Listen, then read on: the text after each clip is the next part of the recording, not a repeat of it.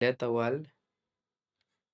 જો અહીંયા નો હોય તો હું ન વાંચું. પછી લેતા આવો 2-3 हेलो जी भाई सभी को वेलकम टू अनदर ब्लॉग।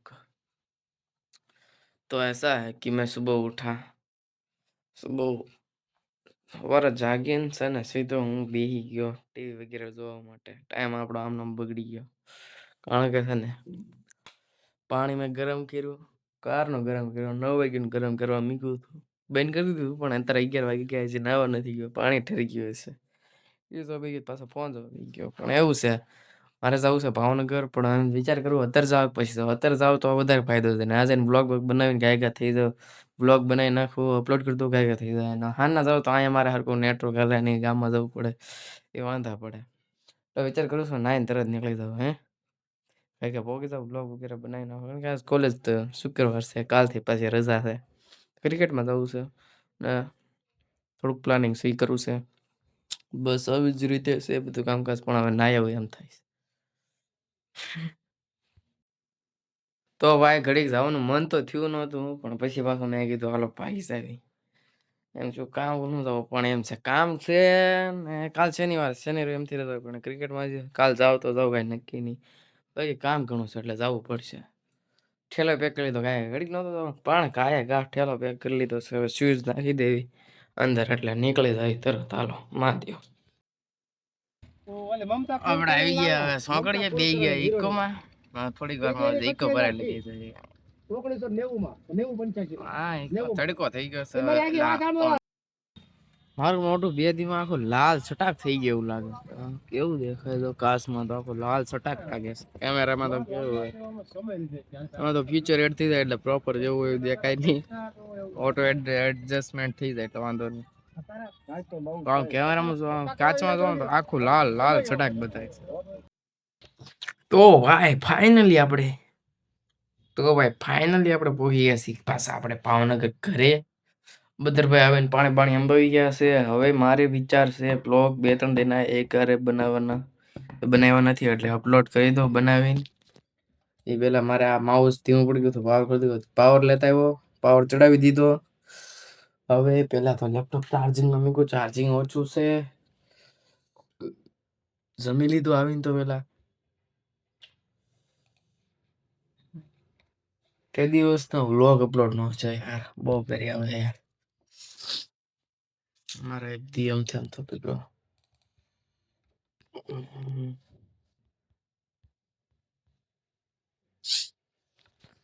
તો ચાલો વ્લોગ બનાવીને પછી મારે બીજું કામ છે. મેં કીધું સોરી. અરે યાર એક લોચો થઈ ગયો. VPN વગર મારે કેપકટ શરૂ થાય નહીં અને મારો પ્લોટ થાય છે, એટલા માટે મારે શટડાઉન કરીને રિસ્ટાર્ટ શરૂ કરવું પડે. શરૂ કરવું ફરીથી. એની વગર મારું VPN કનેક્ટ ન થાય, એની વગર મારે હાલે નહીં. અને કારણ કે બંધ કરું તો મારે અપલોડ થાય પાછું કરવું પડે ફરીથી. બહુ ઘરે શું કરવું હવે એમથી. તો ભાઈ બસ જો મસ્ત મજાનો બ્લોગ બનાવીને બસ ખાલી ક્રિએટ થાય છે, લોડિંગ છે. પછી એક મેં છે ને આવું એક બનાવેલું છે. મેં છે ને એક આવું બનાવેલું છે. મારે તો કઈ કામકાજ હોય ને આમાં લખી નાખવાનું ઓનલાઈન ઓફલાઈન. ઓનલાઈન વસ્તુ મંગાવવાની હોય, આમ કામકાજ મંગાવવાની હોય તો આમાં લખી નાખવાનું, ગમે તેથી મન થાય તેથી મંગાવી લો. ઓફલાઈન જો મારે કઈ કામકાજ હોય, કારણ કે જો મારે હોલ ટિકિટની ઝેરોક્ષ કરાવવાની મેં આમાં લખેલું હતું, એટલે મારે કામ હોય ને એટલે પેલા મારે ચિઠ્ઠી દવાની, એટલે આમ ખબર પડી જાય હોલ ટિકિટની ઝેરોક્ષ થઈ ગઈ એટલે તો પૂછી નાખ્યું. That's all. હવે ઈઝી થાય આપણું કામકાજ. ओके रेडी और कुछ बताओ. No no all is right. તો ભાઈ બધા ઘણા લોકો કહેતા હોય કે તમે જીવનમાં સારી બુક વાંચો, સારું કામ કરો, સારું કાર્યક્રમ કરો. મેં આ બધું સાંભળ્યું પછી મને વિચાર આવ્યો કે ગીતા વાંચો બહુ સારું થાય. પછી મેં એક સમયમાં ઘરે મારા અદ્ભુત સરળ ગીતા નામની બુક હતી, એ પડી હતી. હું ભાવનગર આવતો હતો ને એક દી મને મન થયું કે લેતા હાલ. જો અહીંયા ન હોય તો હું ન વાંચું. પછી લેતા આવ્યો 2-3 થોડોક ટાઈમ પડી રહી, ન વાંચી. પછી આ પડી રહી એક ધારી ધ્યાનમાં હોય એટલે મને એમ થયું કે લાવો વાંચું. પછી ધીરે ધીરે મેં આ ગીતાનું વાંચવાનું શરૂ કર્યું ને આજ અત્યારે જો મેં વાંચી નાખી છે આખી. છેલ્લે શ્લોક છે એ જ નથી વાંચ્યા. છેલ્લે શ્લોક છે, બાકી આખી ગીતામાં જે બધું લખ્યું બધું વાંચ્યું છે. મસ્ત મજાનું બધું આમાં લખેલું છે. આખા જીવનનું તમે કોઈ પણ પન્નું જોવો ને આમ બધું એમ મસ્ત સાચી વાત છે એવું જ બધું છે.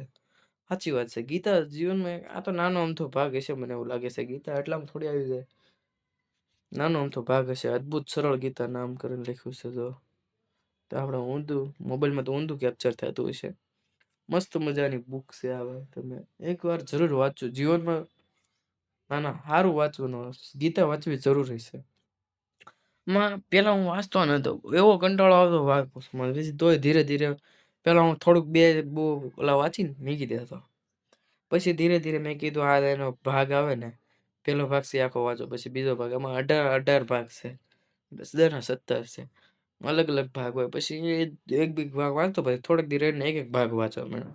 આવી રીતે વાંચતો તો એવું ન હોય ક્યારેક જો હું તળાજા ગયો 2 દી ન વાંચી. હવે મારો 17મો ભાગ છે ને બહુ મોટો છે. તમે 17મો ભાગ એક દી અડધો વાંચ્યો. પછી મેં જોયું બહુ મોટો છે એટલે અડધો જ વાંચ્યો. પછી મેં કીધું હાલો અડધો પછી વાંચીશ, એટલે આજ અડધો વાંચી નાખ્યો. ઘણું મસ્ત હશે, મસ્ત મસ્ત લખ્યો છે. ગીતા એટલે ગીતા હશે. સાચી વાત છે. ગીતા એક ફેરી વાંચવી જરૂરી છે.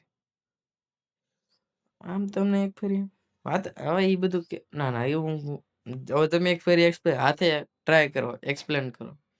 એક ફેરી હાથે તમે ટ્રાય વાંચી એક્સપ્લેન કરો, જુઓ કેવું થાય જીવનમાં. મજા થાય વરા. તમને બસ એમાં તો ગીતામાં તો એમ કે તમે કહો ખાલી ભગવાન પ્રત્યે લમાય જ વાત છે. કોઈ પ્રત્યે ઓલું ન રખાય, હે ને? બાકી તો મજા આવી. ગીતા એટલે કોણ આવ્યું?